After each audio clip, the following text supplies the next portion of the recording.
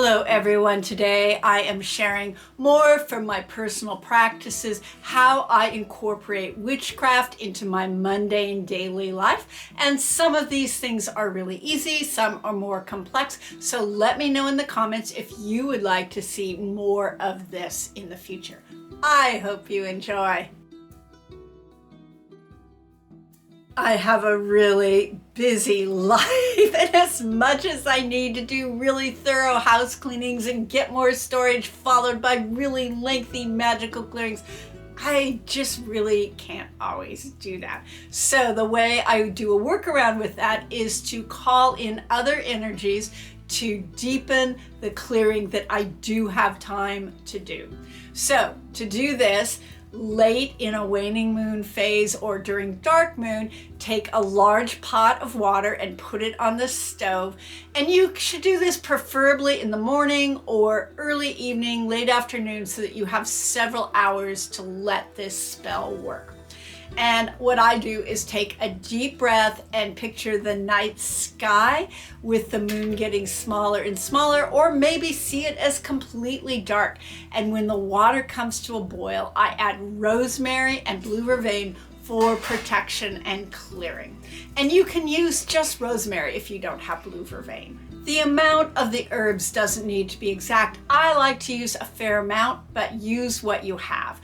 I also like to hold those herbs in my hands or rub them between my fingers, and then I say something like, "Beautiful herbs, feel the call of the moon and cleanse and clear my house deeply."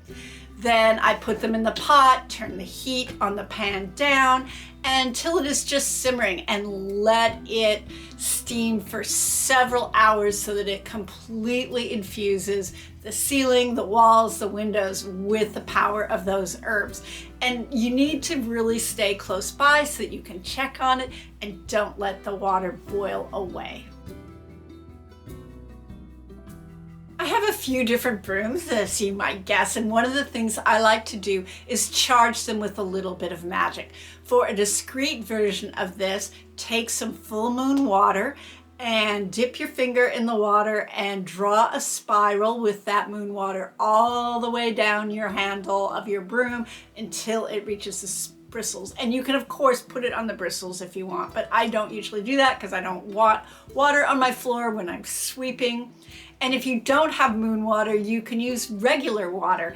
And just as you're holding that water and getting ready to trace that spiral onto the broom handle, say something like, "May this water be charged with protection," or "May this water be charged with the power of the moon," or "May this water be charged with cleansing," whatever you want. I like to do protection.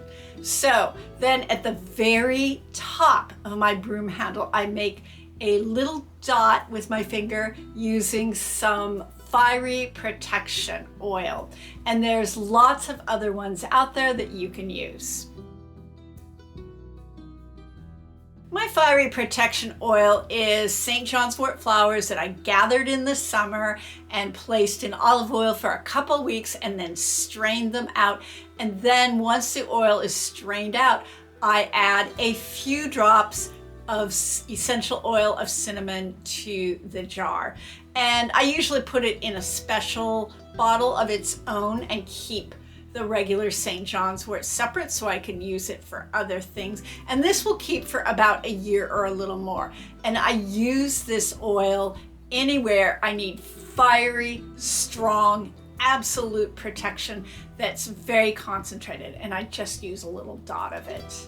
These are some dried St. John's wort flowers that I have harvested, but I usually use them fresh in my oils. I really like charming my broom with this because I feel like as I'm sweeping, a little bit of that protection gets laid down right on the floor, which I think that's often overlooked in witchcraft. I don't usually put it down the handle because I feel like it collects dust and gets sticky.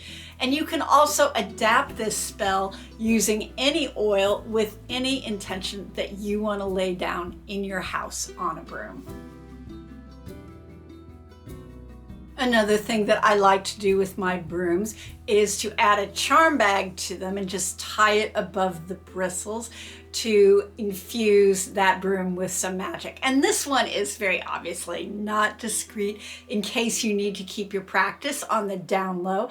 And I am going to put up some pictures up above somewhere of one of the ones that I have up here in my recording studio. And that one has the herbs kind of poking out the top. And I'm using mugwort in that one for opening my intuition and drawing some magic in. But if I was going to put a charm bag on one of my brooms that I used for sweeping, I'd make sure to tuck all the herbs in. So in order to do this spell, you need a symbolic component and an herbal component. For the symbolic component, what I like to do for my downstairs cleaning brooms is to use a sigil for protection or clearing that I've personally made. And you could also use runes if you work with those, or any freeform symbol that you like. Draw the symbol or sigil on a piece of paper, holding that intention in mind. And then you can fold the piece of paper up. People have different ways that they talk about folding sigils or folding symbols that they're going to use in spells, like fold it away from you if you're trying to release or banish something, or fold it towards you if you're bringing energy in and want to do that. But I personally kind of was around doing witchcraft before all of that was like widely available on social media. So I just folded it in on itself like a packet, or folded it up into quarters. You can add a small dark colored rock to that spell bag if you want. And I might do that if I was focusing on protection. One thing I do find is that those spell bags, particularly if you put a rock in them, kind of flop around a little bit more. For the herbal part of the spell, I like to add rosemary, mint, oak bark, oak leaves, or oak acorns into the bag, and then I add a bay leaf or basil. All of these can be used for either cleansing or protection, whatever your intention is.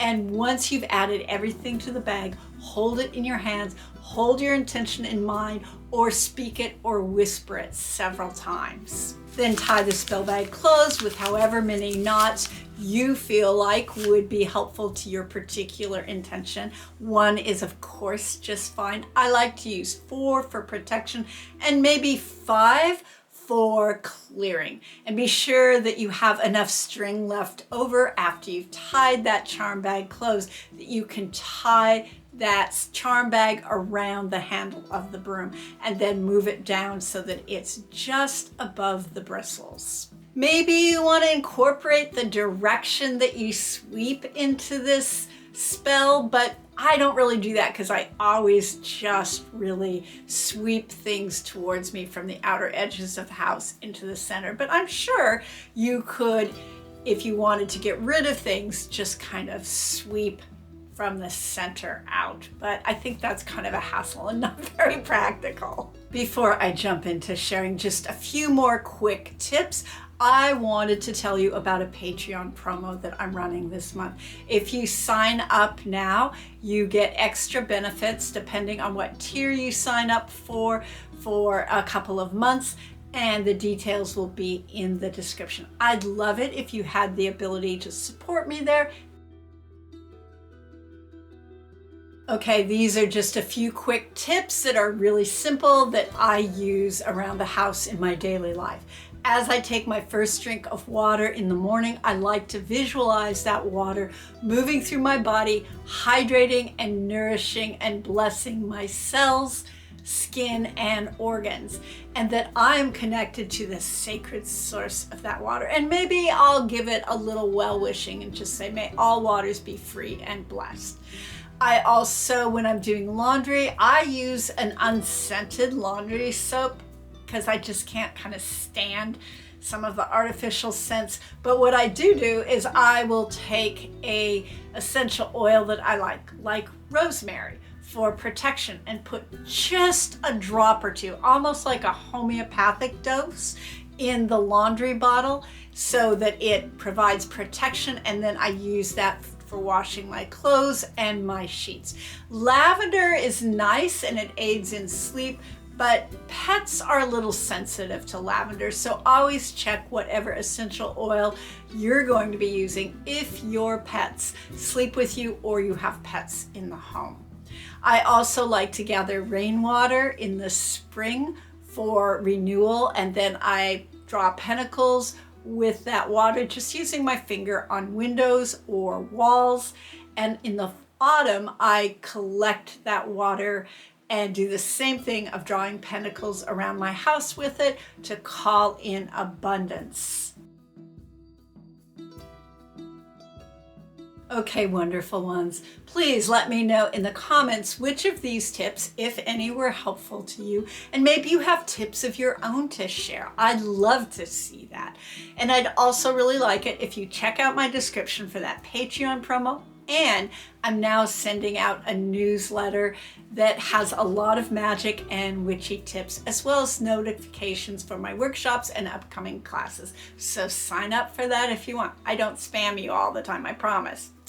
Okay, stay safe and be well.